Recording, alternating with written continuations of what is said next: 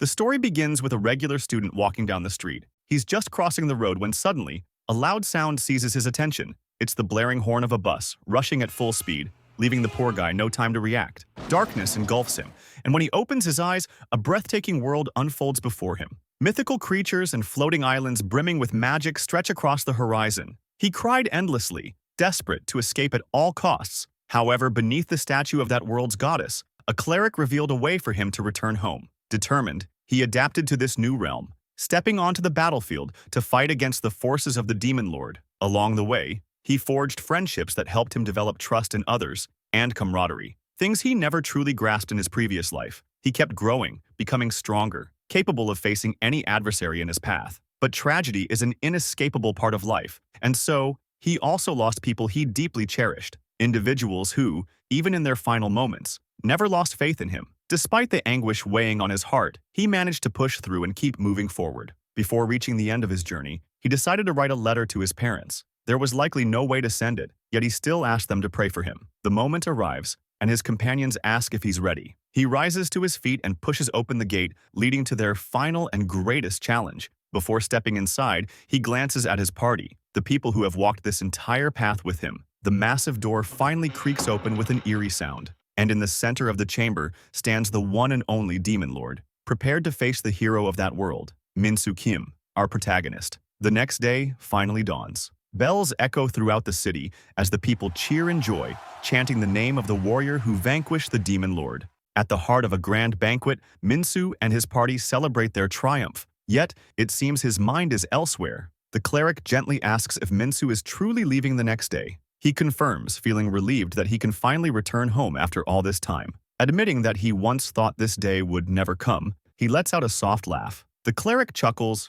reminiscing about how much of a crybaby he was upon arriving. She pulls him into a hug, commending him for his incredible achievements. Overwhelmed, his emotions burst forth, and he begins to sob, confessing how much he misses his parents and friends. One of his companions bursts into laughter, admitting he always suspected there was something between Minsu and the cleric. Their faces flush red as the rest of the party continues laughing. Another member asks if he has ever considered staying in this world. The cleric swiftly interrupts, reminding everyone that Minsu's goal has always been to return home, and they shouldn't pressure him. The rest feel guilty, but confess that it pains them to see him leave. Finally, the cleric asks everyone to pray for Minsu, certain that after everything he has done for this world, good fortune and blessings await him in his own. 3 weeks have passed since Minsu returned to Earth. He gazes up at the sky, his eyes devoid of the happiness he once felt at coming home. The cleric was utterly mistaken. He saved the world, but he couldn't save himself. Upon returning, he was met with a stranger, a new resident he had never seen before. Minsu soon discovered the grim truth.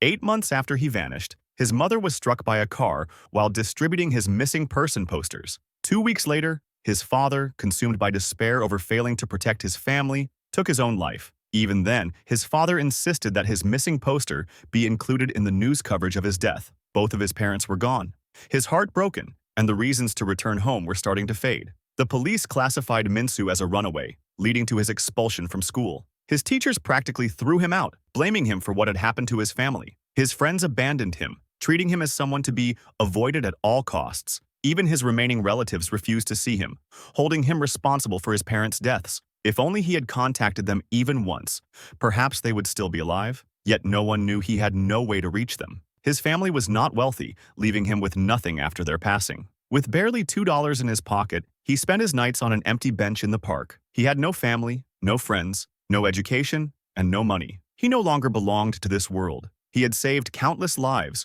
risked everything to return, and yet he now wondered why he had been abandoned. Suddenly, in the middle of the street, a much larger man bumped into him. Irritated, the tall guy demanded to know why Minsu was just standing there. His girlfriend laughed, calling Minsu a weakling. The guy smirked, deciding to spare Minsu's life, just because his girlfriend found him amusing. Minsu didn't react. Instead, he stared at them, his expression unreadable, and asked, "Why aren't you sad?" Tears welled up in his eyes as he repeated his question. "Are you not sad because you didn't save the world?" The man scowled, not understanding what Minsu was rambling about, his irritation growing. But Minsu continued, his voice filled with conviction. Now he knew what he wanted to do. He wanted to make everyone as miserable as he was. The tall guy had heard enough. He grabbed Minsu's head, ready to teach him a lesson. But before he could act, Minsu calmly extended his hand. summoning his sword. The girl burst into laughter again, mocking him for thinking he was some kind of fantasy hero. Yet, in the next instant, a colossal sword plummeted from the sky,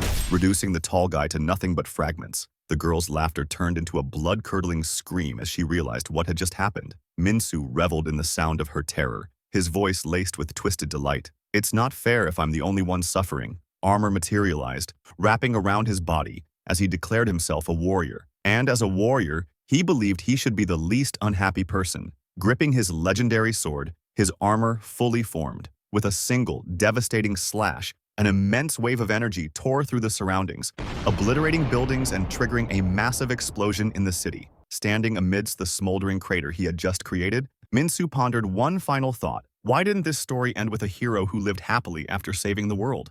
3 weeks have passed since the warriors' rampage, and the outskirts of the city are packed with cars trying to find safety. At least once in their lives, the idea of an apocalypse has crossed their minds, but I'm sure they never imagined it would be like this. Inside one of the vehicles, a young man named Jongsu Park watches the streets nervously. His mother tries to break the tension by mentioning that the traffic is overwhelming. Suddenly, his little sister starts sobbing, wondering where they are heading and why their father is not with them. Jongsu reassures her, saying that they will meet Dad if they keep moving south. He holds her hand, urging her to be strong. Out of nowhere, a police motorcycle speeds between the cars. When he reaches the front, he starts shouting that the warrior is approaching. There's no time to waste, so everyone must abandon their cars and continue on foot. He repeats the order for everyone to start walking and to follow the instructions from the police and military. Jongsu's mom tells him to stay close to Dabin, his younger sister, since finding each other will be difficult if they get separated. He anxiously agrees, and his sister clings to his arm. The police keep using the megaphone to warn everyone that the warrior is nearing, but before he can finish, a tank crashes down on him, ending his life instantly. People begin panicking upon witnessing the officer being crushed and start fleeing as if there were no tomorrow. After all, they are in a world being annihilated by a warrior. Unable to keep up with her brother's pace, Dabin begs him to slow down. Jongsu lifts her up in an attempt to get them to safety. Minsu appears unexpectedly, observing the crowd from a bridge. The thought of them running, believing there is still a chance to be saved, disgusts him. Even worse is the idea that they can survive after witnessing so many perish around them. Minsu descends toward them, proclaiming that everyone should die. Jongsu continues sprinting with his sister in his arms, but someone collides with him, causing his sister's bunny plush to slip under a car. Dabin desperately pleads with her brother to retrieve the stuffed animal. Jongsu tries to make her forget about it, but she reminds him that it was a present from their father, given to her when she turned 6.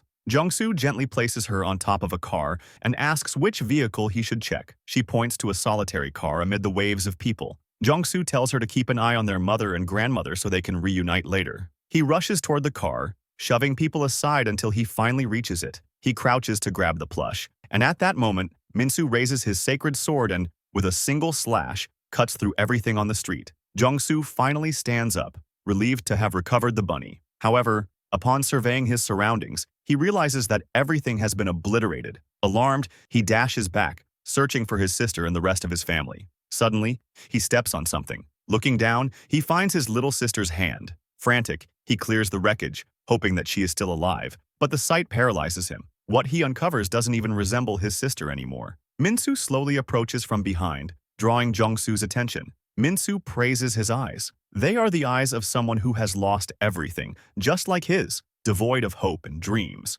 Jongsu screams at him, demanding to know if he is responsible for his sister's death. Stoically, Minsu confirms. Jongsu grips a stick and lunges forward in an attempt to avenge his family. But in an instant, Minsu seizes him by the throat. Jongsu struggles to breathe, yet even in that dire moment, he declares that he will kill him. Minsu doesn't even flinch upon hearing those words and, with his blade, impales Jongsu. That day, he lost everything at the hands of the warrior and was powerless to stop it. In his final moments, he manages to whisper apologies to his little sister, his parents, and his grandmother before everything fades to black. However, he hears a mysterious voice urging him to wake up. His vision gradually returns, focusing on a small magician who calls him Warrior. Upon seeing him stir, she joyfully exclaims that the warrior is awake. Without warning, Jongsu has been reincarnated in another world as the very thing he despised most, a warrior. 1 year has already passed since the warrior's rampage. The government no longer exists, and above everything stands Minsu, who is practically untouchable at this point. As time went on, more warriors awakened to seize control of South Korea alongside Minsu. They followed him, dividing the entire country into 10 sectors, one for each warrior. As a result, the whole world fell into a state of chaos. We moved to Jeju Province, the domain of the Golem Warrior. A ruined city looms beneath a colossal stone eye. Inside one of the buildings, a large group of people is gathered, resembling a refugee camp. Everyone is asleep except for two girls. One of them whispers that she wants to die, while the other pleads with her to stop, fearing it will bring bad luck. The first girl insists that it doesn't matter. After all, what's the point of living like this? The other girl starts crying, begging her to stop and reminding her that they came all this way just to survive. Suddenly, the door bursts open. A massive stone hand with a speaker attached to it announces that it's time to work. It demands, in a booming voice, that everyone wake up and start moving unless they want to die. People scramble out of the room, revealing numerous identical hands, all repeating the same command. The crowd gathers in front of a building that resembles a school. A moment later, a man appears before them as the stone hands shift, forming a path leading to what looks like an altar. That man is Seongu Jeon, the Golem Warrior. With a snap of his fingers, the dirt begins to rise from the ground, coalescing into a massive sphere that takes the form of two towering speakers. A floating microphone drifts towards Seongu, and he begins by greeting everyone to a brand new day. According to his schedule, today the women will gather food while the men work on the construction of the Philosopher's Tower. Seeing no reaction, he asks why everyone looks so downcast, as if they don't want to work. The girl from earlier softly mutters that no one wants to do this. Seongu takes the microphone again and reminds them that they should be grateful for not being in the territories of the vampire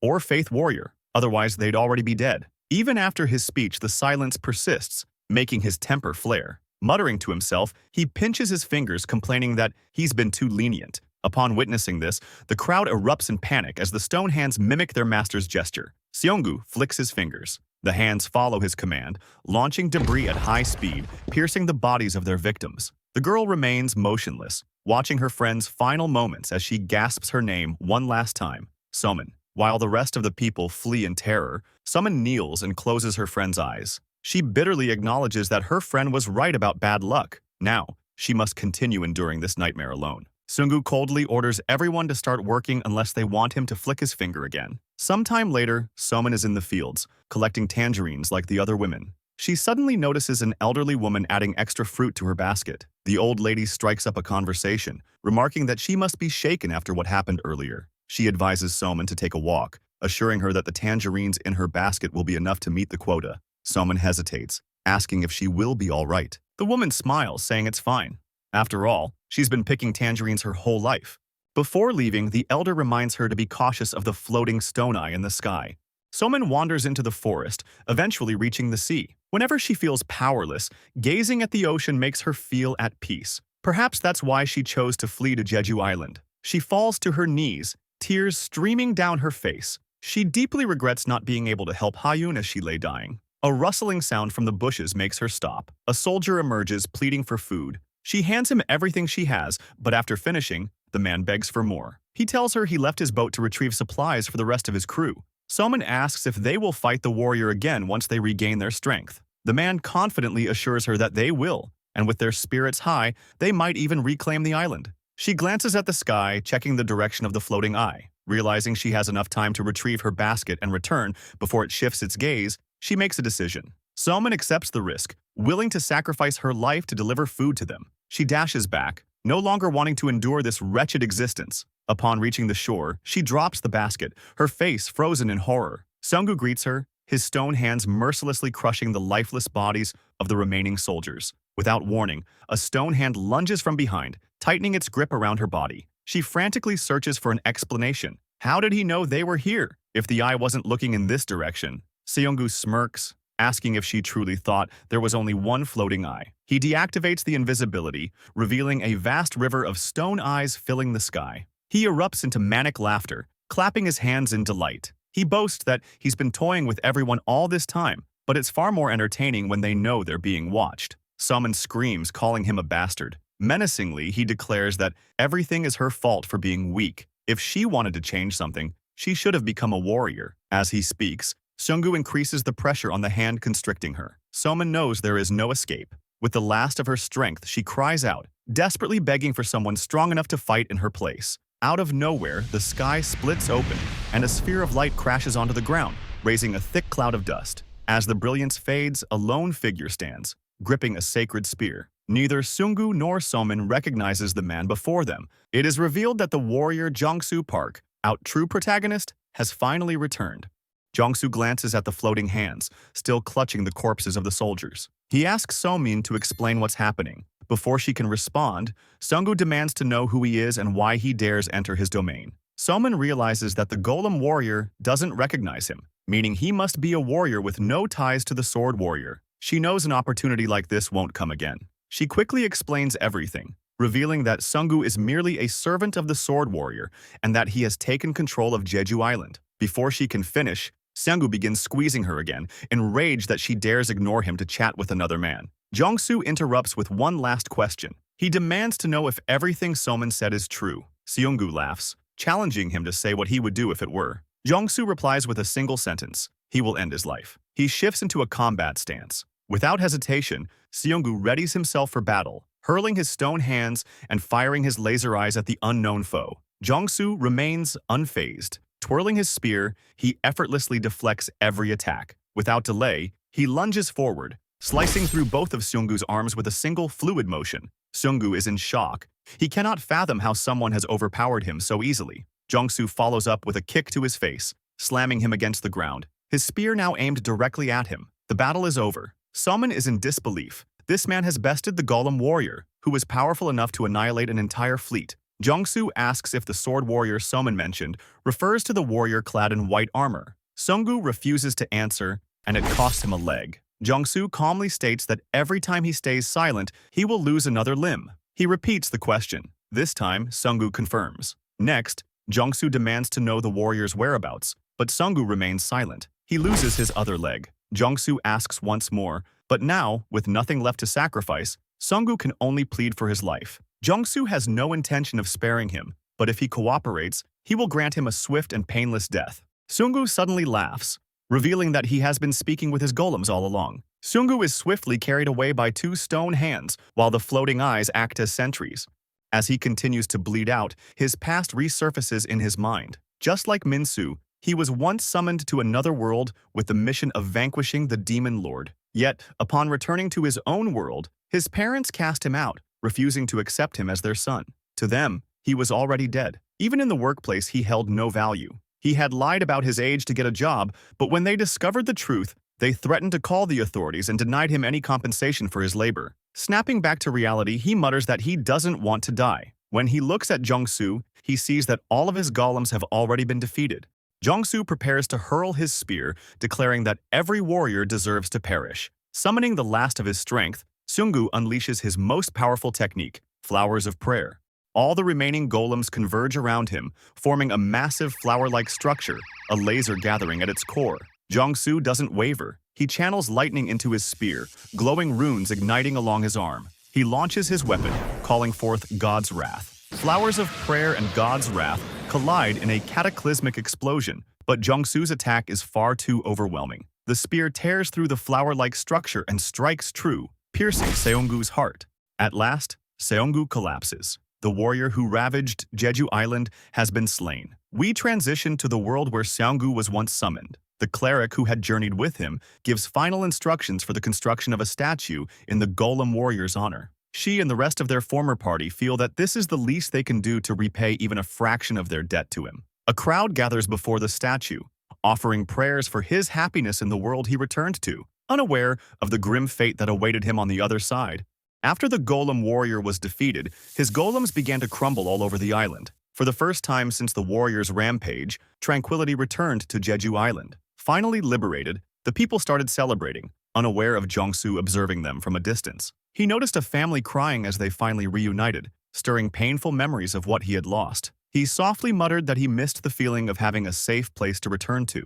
Suddenly, he heard something rustling in the bushes and instinctively assumed a defensive stance, pointing his spear at the source of the noise. Somin urged him to stop and reminded him that she was the girl from the beach. She asked why he was hiding, certain that everyone would be thrilled to meet the person who had vanquished the golem warrior. He dismissed her words, saying there was nothing remarkable about a warrior defeating another warrior and that his presence would only instill fear. As he turned to leave, he added that he didn't care about their well-being. Somin countered, saying he was considerate for even thinking about how they might feel. Unfazed, Jongsu told her she could believe whatever she wanted. Somin blocked his path, demanding to know if he was serious about eliminating all the warriors. He affirmed that the warrior in white armor was his true target and that anyone aligned with him would share the same fate. Somin hesitated before speaking again, asking if revenge was his sole motivation. Jongsu confirmed. She then pleaded with him to take her along, insisting that she too sought vengeance. Admitting she would be a hindrance, she assured him she possessed valuable information. During her journey from Seoul to Jeju,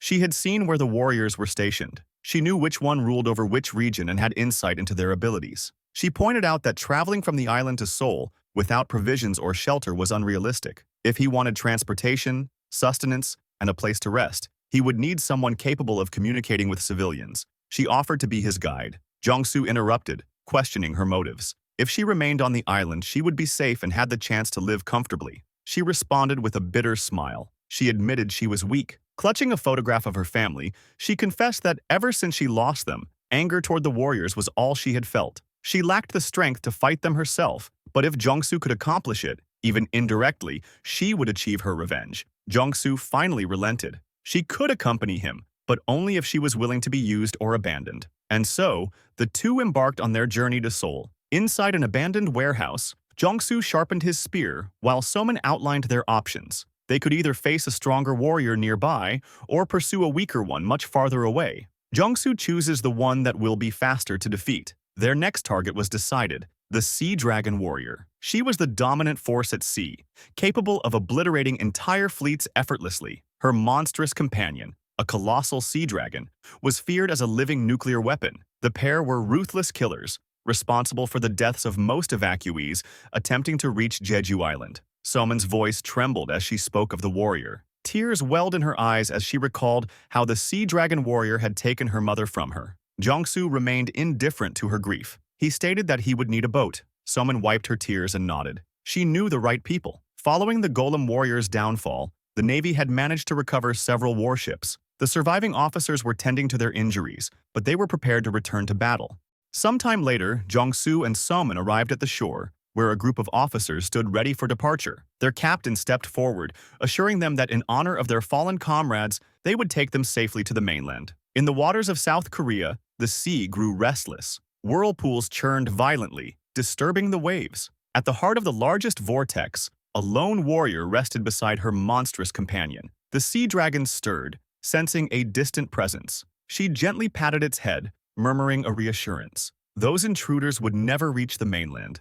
Back on Jeju Island, a soldier is digging graves for his fallen comrades. While pausing for a break, the captain approaches, informing him that they will set sail in 2 hours. The soldier rises to his feet, questioning whether they are truly making the right decision. They still don't know if the warrior who defeated the Golem Warrior is an ally or an enemy. They also have no certainty that he will be able to overcome the Sea Dragon Warrior, let alone stand a chance against Minsu Kim if they reach the mainland. Gazing at his deceased comrades, he wonders aloud why he should willingly return to that nightmare. Stoically, the captain states that the only undeniable fact is that Jongsu managed to slay the Golem Warrior and that his goal is to eliminate the remaining ones. He adds that more than 30 officers have perished, and if he ever reunites with them, he wants to tell them that he died after finding a way to save everyone. He wants to say that he gave his life protecting those they fought for, to give meaning to their sacrifices. If by any chance Jongsu proves stronger than Minsu Kim, then their journey and sacrifice would have been a step towards South Korea's liberation. The captain then asks if that reason is enough to make him reconsider. 1 hour has passed since their departure. Jongsu and Somin are inside the ship, discussing the Sea Dragon Warrior. She shows him a rather peculiar drawing of the warrior and the beast she commands. Jongsu, trying to make sense of the sketch, asks if his opponent is supposed to be a worm and a stick figure. She shouts at him for mocking her, insisting that she did her best despite her lack of drawing skills. Somin explains that they are technically 2 warriors fighting as one, a feature that distinguishes them from the others. Jongsu attempts to grasp her point, guessing that both can attack independently. Somin corrects him. According to what she witnessed, the warrior always remains on the creature's head, and the monster doesn't move until receiving an order. The female warrior acts as the brain, while the sea dragon serves as the muscle. Jongsu then asks how they typically engage their enemies. She explains that the dragon breathes fire from its mouth or attacks at close range, while the woman deflects any incoming assaults. Jongsu concludes that they function like a spear and a shield, blending offense and defense to form an exceptionally formidable adversary. Suddenly, the ship's alarms blare. Both rush outside as the captain shouts for everyone to assume battle positions. Jung-soo asks one of the officers what's happening, and he responds that the radar has detected an unknown number of fast-moving objects heading their way. Jung-soo moves to the bow of the ship, gripping his spear, prepared for combat. The officers also take their positions, firing from the turrets. They notice dead fish floating to the surface, while others frantically leap onto the deck. Jung-soo recognizes that something has terrified them, something that is about to reveal itself. A massive whirlpool forms ahead of the ship, and from its depths, the sea dragon emerges. Standing atop the beast's head, Sua Shin, the sea dragon warrior, fixes her gaze on the man who defeated the golem warrior. The creature begins charging its fiery breath. Upon witnessing this, the captain orders evasive maneuvers. Jung-soo shouts, commanding them to drop the anchor. One of the officers struggles to comprehend why Jung-soo would request such a thing. Escaping is the logical choice. Despite his doubts, the captain declares that from this moment on, they will follow the warrior's orders. He gives the command to release the anchor. Obeying Sua's orders, the beast unleashes its fire attack. Jung-soo calls upon his shield spear, Ansile. From the sky, a crimson lightning bolt descends upon his weapon, transforming it into a cross-shaped spear. He activates its defensive ability, conjuring a massive shield in front of the ship. Jung-soo warns everyone to take cover if they want to survive. Both forces collide, triggering a colossal explosion that violently disturbs the sea. The shield remains firm against the relentless assault. One of the soldiers feels helpless, believing the hero cannot fight if he continues exhausting his energy defending the ship.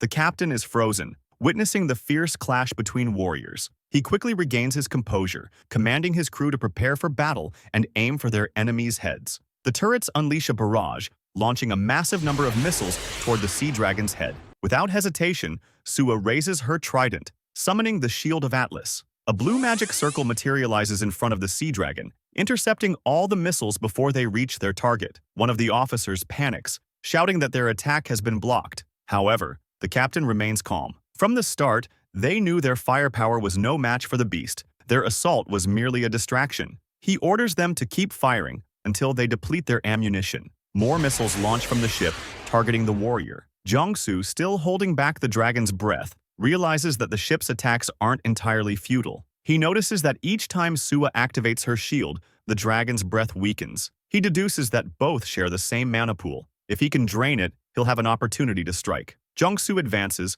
closing the distance between himself and Sua. She quickly surmises that he must be moving forward because he has realized the dragon's breath is losing strength. She starts spinning her trident before hurling it into the air. She has decided to eliminate the very reason she activated her shield in the first place. Catching her trident once more, it begins glowing with a blue aura. She hurls it toward the ship, naming the attack Spear of Atlas. The trident speeds toward its target, but just as it is about to strike Jung-soo's shield, Sua raises a finger, causing the weapon to veer upward. She continues guiding it with precise movements, as if conducting an orchestra. With every motion, the trident demolishes each turret on the ship and slaughters the officers aboard. Finally, the spear turns toward Jung-soo's position, alarming Somin and one of the remaining officers. Confident in her advantage, with the dragon's breath attacking from the front and her trident from behind, Sua proclaims that the nameless warrior's end has arrived. A splatter of blood signals that someone has been struck by the trident. However, it was one of the officers.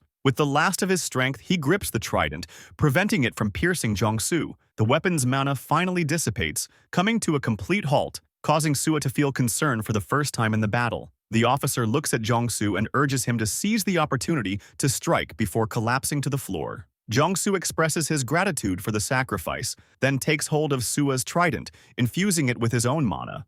Now we are transported to the world where Sua was summoned to become a warrior. She looks in awe upon witnessing a civilization flourishing beneath the sea. This place is called Atlas, the realm of the sea dragon. A blue-haired man wielding a sacred trident welcomes her to his kingdom. He tells Sua that by now, she should already know the way to return to her own world. She nods, adding that everything still feels unfamiliar and strange to her. The blue-haired man tells her to take her time and hands her the sacred trident. That weapon has been passed down for generations and is bestowed upon the one chosen to become the Sea Dragon Warrior. Upon receiving the trident, Sua officially becomes his warrior, and he entrusts his life to her. He bows, declaring himself a servant of the Sea Dragon Warrior, and kisses her hand, sealing the pact. From that day forward, He vows to protect Sua from any adversary that dares to stand in her way as she approaches her final battle against the Demon Lord. Returning to the present, Sua seethes with fury at the sight of Jongsu daring to hold her most cherished possession. She demands that he return it as the dragon begins charging another fire attack. He responds stoically, stating that he will return it for sure, but it will end lodged in the middle of her skull. The sea dragon unleashes its attack, and it collides once more with Jongsu's shield. However, instead of holding it back, he deactivates his shield. He channels mana into the trident and hurls it, naming the attack Path of Frost. The trident soars at full speed, freezing the dragon's breath as it nears Sua. She starts feeling uneasy as her assault is nullified. She commands her dragon to cease its breath, shifting their focus to defense. The dragon halts its attack as Sua begins summoning another technique. She calls upon the giant shield of Atlas, manifesting 5 parallel barriers in front of the dragon. She smiles in relief, recalling that not even the Demon Lord was able to break through her 5-layered shield. The trident finally reaches her defenses and, slowly but steadily, begins piercing through them one by one. Sua's smile fades. She cannot believe her barriers are being breached so effortlessly. The trident strikes the 5th and final layer, which starts to fracture. However, the weapon runs out of mana and stops moving, making Sua feel relieved once more since they can now use the dragon's breath again. As she glances toward the bow of the ship, she realizes that the nameless warrior has vanished. Scanning the surroundings, she finally spots him standing over a frozen sea. All this time, he wasn't using his freezing ability solely to counter the dragon's breath. Instead, he was creating a path to get closer to them. Jongsu gets into position. Gripping his cross-shaped spear, he swings it in a vertical slash, slicing through the colossal beast and Sua in half. In her final moments, she gently pats her sea dragon, whispering her love for the last time. She and her creature finally fall, completely defeated. Some time ago, in another world, Sua and the sea dragon had at last triumphed over the Demon Lord. In an unexpected twist, it is revealed that the sea dragon was actually the blue-haired man who had welcomed Sua. He holds her in his arms, relieved that they have averted the foretold apocalypse. He thanks the warrior for saving his world, causing her to blush. They end up kissing, though she weeps, knowing that once she returns home, they will be forced to part ways. He assures her that he will accompany her. After all, he has fulfilled his role as the Lord of Atlas, restoring peace to his realm. When they return to his castle, his subjects warn him that the warrior's world might be vastly different from theirs. He remains resolute. If Sua was able to adapt to their world, so can he. He has already chosen an heir to the throne and fulfilled his duty by vanquishing the Demon Lord. From that day forward, he will live as Sua's partner. However, everything began to fall apart the moment they set foot in Sua's world. The human world was not kind to the sea dragon's human form. Remaining in his human guise became increasingly difficult, yet he tried to conceal it from Sua to prevent her from worrying and to continue their happy life together. One day, she returned from work to a shocking sight. He was transforming into his beast form against his will. Terrified, he pleaded with her to stay away. She refused, embracing him tightly and promising that they would move to a deserted island. That way, they wouldn't have to care about the rest of the world, and they could live happily in a home by the sea. With tears in her eyes, she begged him to never ask her to leave his side. They finally set sail. Sua urged him to hold on just a little longer. They were so close to their destination. Covered in a cloth to conceal his body, he apologized, admitting that he could no longer keep it under control. He fully transformed into his beast form, destroying the boat and taking the lives of those on board. The incident spread across the nation, and the government declared them both terrorists, just as they had done with Minsu Kim. From that moment on, they were branded as villains and became prime targets of the authorities. However, human forces were insufficient to stop them. She didn't care about being labeled a villain. The sea dragon had fought in his world to protect her, and now it was her turn to fight in her world to protect him.